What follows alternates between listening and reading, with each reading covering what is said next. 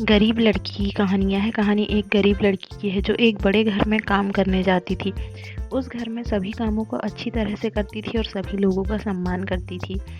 उस घर की बड़ी बहू यह सब देखती थी। वह बहुत ही चालाक और शातिर थी। वह अपने काम भी इस लड़की से करवा लेती थी। ऐसे ही दिन बीतते गए और बड़ी बहू इस लड़की से सारे काम करवाती रही। तभी एक दिन उस घर की मालकिन बड़ी बहू से कहती कि अब हमें छोटे बेटे की शादी कर देनी चाहिए। तभी बहू के दिमाग में ख्याल आता है कि अगर देवरानी इस घर में आ गई तो वह सभी कामों में मेरा हाथ तो बटाएगी, लेकिन उसके साथ सभी चीज़ें बांटनी पड़ेगी। और अगर चालाक देवरानी मिली तो मुझे उसके साथ काम भी करने पड़ेंगे और उसे जायदाद में हिस्सा भी देना पड़ेगा। उसके साथी दिमाग में ख्याल आता है कि क्यों ना मैं इस काम वाली को अपनी देवरानी बना लूँ, तो मुझे सारे काम भी नहीं करने पड़ेंगे और यह पढ़ी लिखी भी नहीं है, तो इसे जायदाद में हिस्सा भी नहीं देना पड़ेगा और इस तरह सारी जायदाद मुझे मिलेगी।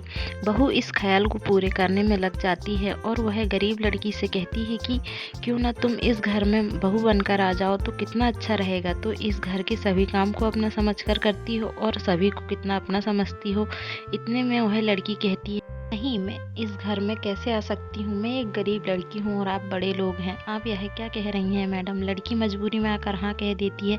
वह हर रोज़ लड़की को अपने देवर को नाश्ता देने पहुँचाती है और उसे कहती है कि तुम देवर जी से अच्छे से बात करो और उनसे अपनी जान पहचान बढ़ाओ। दिन बीतते गए और बहू अपने ख्याल को पूरा करने में कामयाब रही। एक दिन वह लड़का अपने प्यार का इजहार उस लड़की से करता है। वह लड़की भी हाँ कर देती है। यह दोनों अपने परिवार से अपने रिश्ते की बात बताते हैं तो परिवार वाले भी लड़की को देखकर शादी के लिए हाँ कर देते हैं। इतने में लड़की की शादी उस घर में हो जाती है। बहू जेठानी बन चुकी होती है तो वह सारे काम उस लड़की को बताती है। वह लड़की चुपचाप सभी काम तो कर देती है। अब तो बड़ी बहू की मौज हो चुकी थी। वह सभी काम अपनी देवरानी से करवाने लगी थी। यहाँ तक कि अपने हिस्से के काम भी देवरानी से करवा लेती थी। एक दिन देवरानी जब छत पर कपड़े सुखाने जा रही होती है तो सीढ़ियों से फिसलकर गिर जाती है और उसके पैर में भारी मोच आती है। उसके बाद सभी घर वाले उसे आराम करने को कहते हैं और जेठानी को कहते हैं, आज से सारे काम तुम करोगी क्योंकि तुम्हारी देवरानी के पैर में तो बहुत मौज आई है।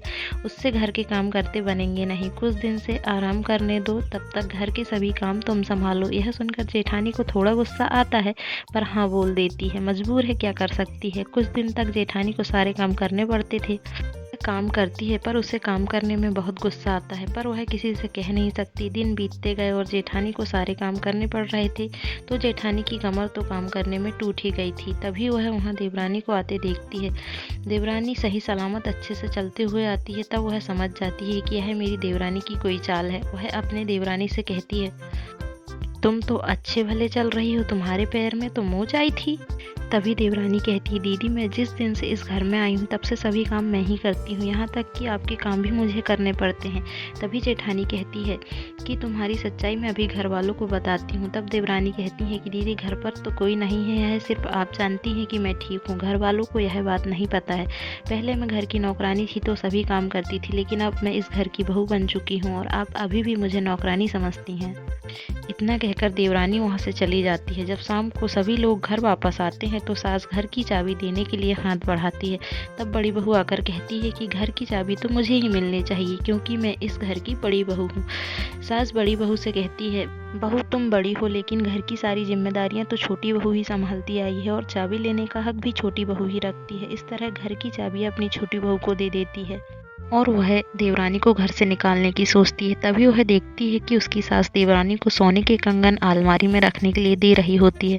जेठानी सोचती है, अगर मैं यह कंगन चुरा लूं और इल्ज़ाम देवरानी पर लगा दूं तो उसे सभी लोग घर से निकाल देंगे और मेरा रास्ता साफ हो जाएगा। वह रात को वैसा ही करती। देवरानी के कमरे में कंगन चुराने जाती, तभी सभी लोग आ जाते हैं और उसे रंगे हाथों पकड़ लेते हैं। जेठ जी जेठानी को हाथ पकड़कर घर से बाहर निकालने लगते हैं। अभी देवरानी आकर उसका हाथ पकड़ लेती है और कहती है कि दीदी कहीं नहीं जाएंगी, वह इसी घर में रहेगी, वह इस घर की बड़ी बहू है। इतना सुनते ही जेठानी को अपनी गलती का एहसास होता है और वह अपनी देवरानी से हाथ जोड़कर माफ़ी मांग लेती है और उसे गले लगा लेती है। सीख, इंसान की काबिलियत का अंदाज़ा उसके गरीब या अमीर होने से ना लगाएं। इंसान की पहचान उसके गुणों से होती है, ना कि उसकी अमीरी और गरीबी से।